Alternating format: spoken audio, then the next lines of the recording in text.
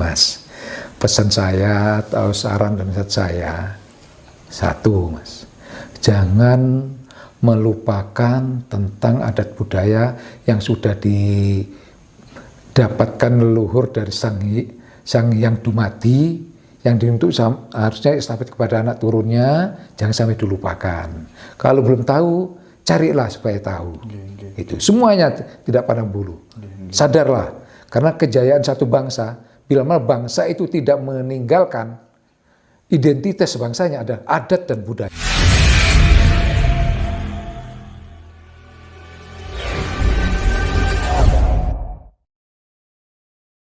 Barangkali cerita tentang Belanda bisa dilanjutkan di lain episode. Iya, ini betul. Beberapa pertanyaan dijawab singkat-singkat aja.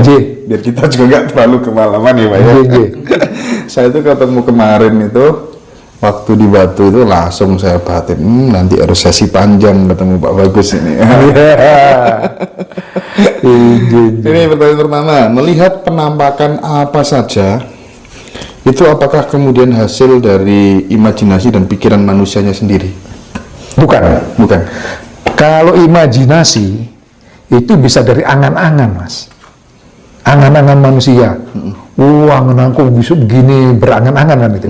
Angan-angan itu termasuk salah satu kalau dalam tatanan keilmuan itu godaan, Mas.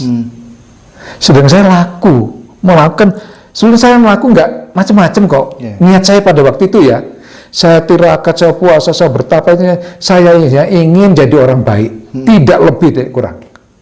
Doa apa? Nggak ada doanya apa yang niatan saya ucapkan, yaitu doa. Yang penting tujuan saya kepada sang yang dumati atau yang disebut Allah tadi. Siap. Sama, gitu Mas. Follow up sebagai orang Jawa pasca viral tendangan sesajen, harusnya apa yang dilakukan orang Jawa mulai saat ini? Setelah sudah nyata kok, sudah terjawab kok itu. Setelah terjadi sesaji yang ada di Gunung Semeru itu awal pada tergugahnya satu kaum adat Nusantara yang dimulai dari Kota Malang, Mas, seperti itu, yang dengan tadi 1000 dupa 1000 sesaji. Siap.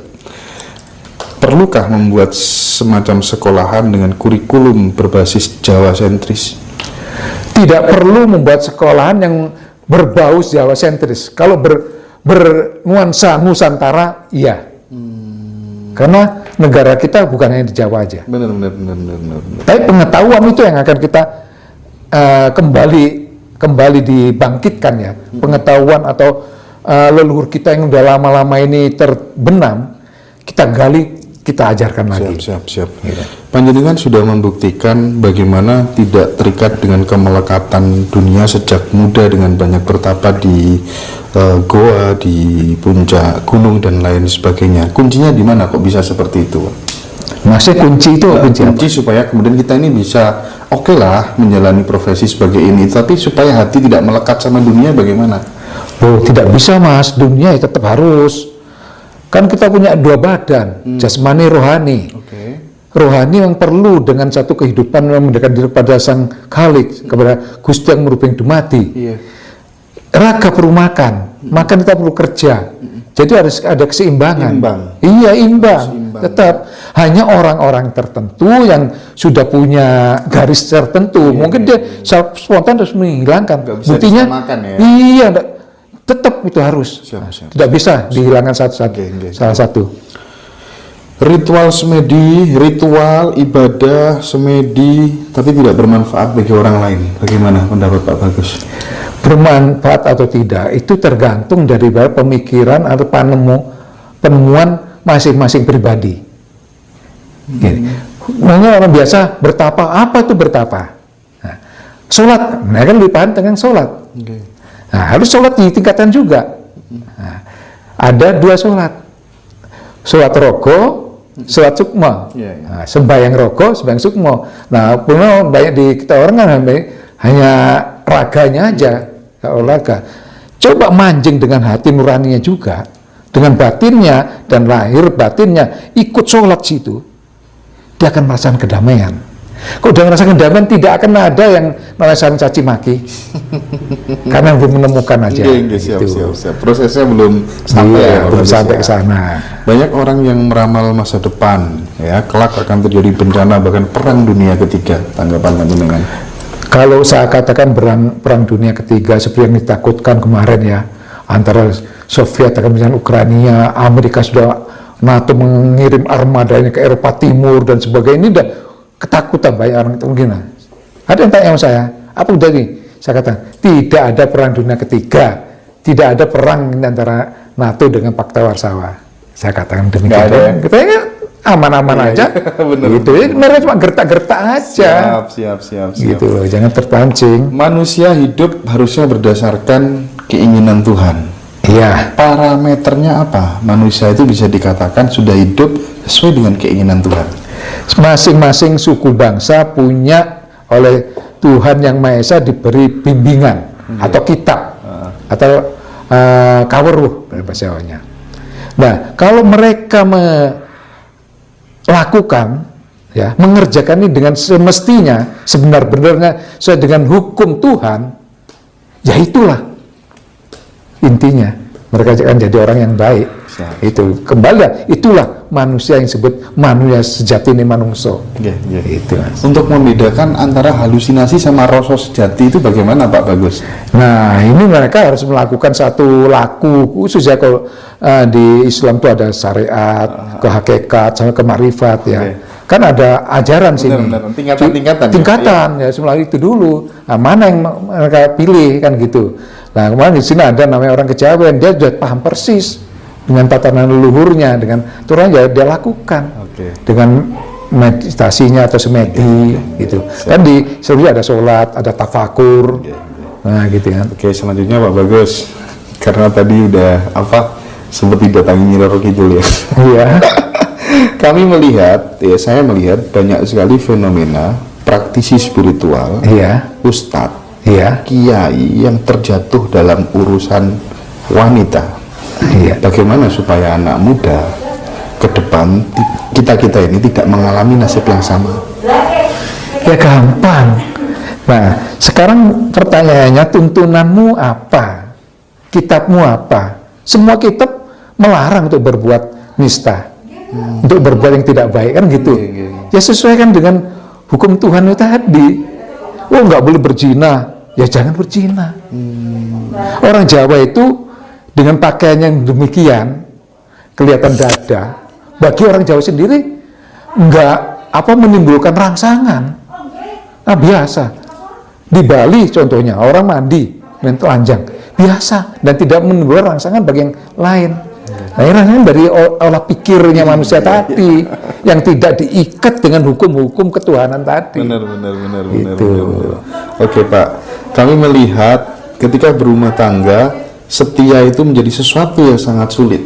Solusinya bagaimana Pak? Solusinya, yakinin Mbah, Tuhan itu tidak kemana-mana dan ada di mana-mana, dan ada di dirinya masing-masing. Sehingga kita benar-benar hati-hati. Nah, jangan dikatakan kalau yang tahu kok, siapa bilang atau kita bisa ngomong, kita bisa bergerak, ini siapa?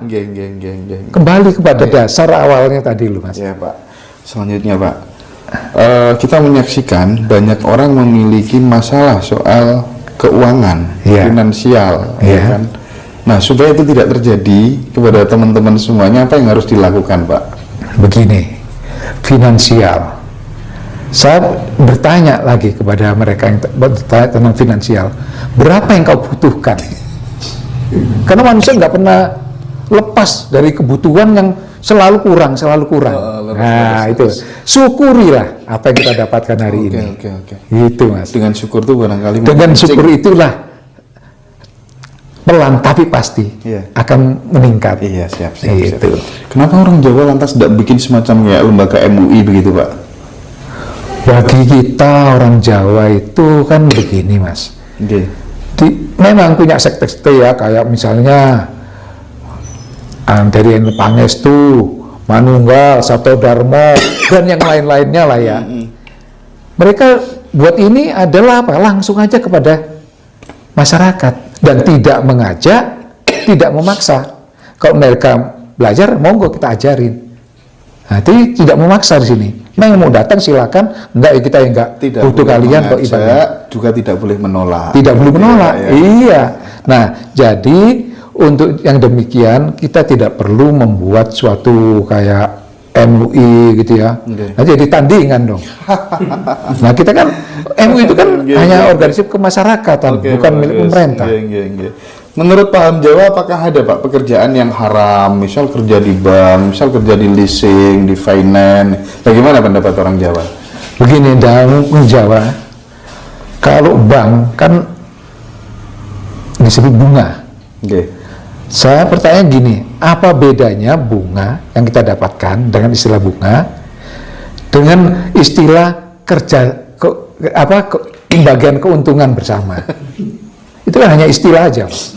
Mungkin waktu itu nggak ada istilah bagi keuntungan, taunya bunga. Iya. Terus niatnya kok semuanya itu. Siap. Gitu. Oke Pak, makasih Pak. Selama tidak menekan, tidak Merugikan orang lain, penting ya. nggak masalah. Iya. Leasing kan banyak yang nggak, yang benar, yang nggak benar ya banyak memaksakan kehendaknya. Kalau dukun selalu image-nya jelek, kalau tabib Iya. bagus. Kenapa? Ini saya luruskan, bahasa dukun itu artinya orang yang ahli dalam bidangnya, itu dikatakan dukun, gitu Mas. Ahli dalam bidangnya, apapun bidang itu dikatakan dukun. Jadi bukan di dukun itu limitnya orang sekarang kan nggak ngerti, nggak paham tentang arti dukun tadi. Sampai ahli dalam bidang apa, itu dukun. Itu dalam tatanan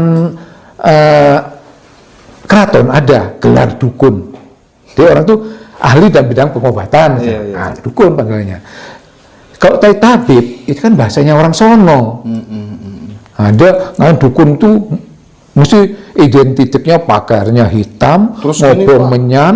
yang lebih parah dukun tuh mesti pencabulan gitu. Nah, Pak. iya. Ini tabib nggak ada pencabulan. Gitu. Gini Mas, itu salah satu juga untuk merusak dan menghancurkan tentang adat budaya kita. Kelompok mereka. Desain ya Pak? Desain, terdesain itu.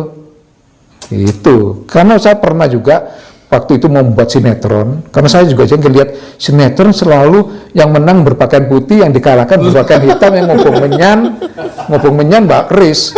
Nah ini, itu saya buat waktu itu. Saya buat limitnya suka nggak begitulah. Nah, gitu. Kenyataannya kita mau buat karena orang itu juga terlalu fanatik, akhirnya dananya nggak diturunkan. Karena dia berhutang budi kepada saya itu banyak. Ya nggak apa-apa, belum saatnya kok. Gitu. Pelan-pelan kita luruskan itu. Oh iya pasti Ya, terjadi kok itu. Pak. Iya, Itu terjadi kok Mas. Kitab orang Jawa nggak bisa dibekukan ya Pak? Bisa, Bisa ya? bisa siapa yang mau bisa. Bisa. Karena ada dua badan, jasmani rohani. Siap. Rohani yang katanya kitab teles, Oke. jasmani yaitu kitab garing. Oke. Jadi bisa. Ini yang menarik Pak. Apa yang dirasakan oleh leluhur ketika mendapatkan kiriman doa daripada anak cucunya? Yang dirasakan, dia sangat suka. Sukanya apa? Berarti masih ingat. Cuma itu aja Pak? Ya enggak. Setelah ingat berarti lepas ya dari anaknya siapa ini. Anak turunku pada dulu. Masih ingat pada aku. Dan dia masih ingat dengan tata cara leluhur. Leluhur sangat senang. Kenapa? Yang demikianlah yang bisa meneruskan tentang cita-cita leluhur tadi yang hilang. Dan itu kenapa? Leluhur kita sudah menyiapkan segala sesuatunya untuk membangun semuanya. Siap tinggal menunggu bentuk fisik manusia siapa. Ini bisa dipercaya keluar semuanya. Siap. Pertanyaan terakhir Pak. Iya. Tahun berapa kira-kira Jawa ini akan menjadi pusat dan sentral setelah laboratorium dunia Pak? Sebentar lagi. Sebentar lagi. Nah, saya kata sebentar lagi Cen, gak angen-angen ini suwe. Dan omong saya sebentar lagi itu kejadian loh Mas nanti Mas. Iya saya karena saya ngomong apa yang ada. Saya sampaikan. Oh, doain aja begini gini ala kesuwen. Nah, gitu. Saya dapatnya juga pasti kok. Bahasanya pasti. Enggak ada insya Allah nanti gini, wah nanti dulu. Gitu loh. Jadi memang yang saya dapatkan tidak lama lagi. Gitu. Pak Bagus, saya senang sekali hari ini kepanggil panjenengan ya. Terima kasih banyak berikan sedikit nasihat terakhir untuk teman-teman Ngaji Roso ini yang kita semangat Pak muter ketemu Pini Sepuh keliling Nusantara Pak. Gini Mas, pesan saya atau saran dan nasihat saya satu Mas, jangan melupakan tentang adat budaya yang sudah didapatkan leluhur dari sang yang dumati, yang dibentuk harusnya estafet kepada anak turunnya, jangan sampai dilupakan. Kalau belum tahu, carilah supaya tahu. Itu semuanya tidak pandang bulu. Sadarlah, karena kejayaan satu bangsa, bila mana bangsa itu tidak meninggalkan identitas bangsanya, ada adat dan budayanya. Itu Amerika besar, dia dengan adat budaya mereka. Amerika besar karena mereka orang dari Eropa, kerajaan yang ada di Eropa. Kerajaan di Eropa itu ada kaitannya dengan kerajaan di Jawa. Jadi sampai sekarang. Jadi mereka juga melestarikan leluhur adat. Iya benar. Di Eropa itu setiap tahun ada pertemuan para visi se-Eropa. Itu diadakan Mas. Untuk apa? Menolong orang dengan menyewa gedung, ya waktu itu ada gedung raya gitu ya, disewa tingkat 7 nih Mas. Wah banyak tuh dengan macam-macam adatnya, dengan gratis siapa yang tolong gitu. Jadi santu benar karena saya ikut ya, untuk dimintai lah gimana sih gitu. Oke Pak Bagus, terima kasih banyak atas kesempatannya dan panjenengan masih berhutang kepada kami untuk utang itu istilah janji tadi utang ya.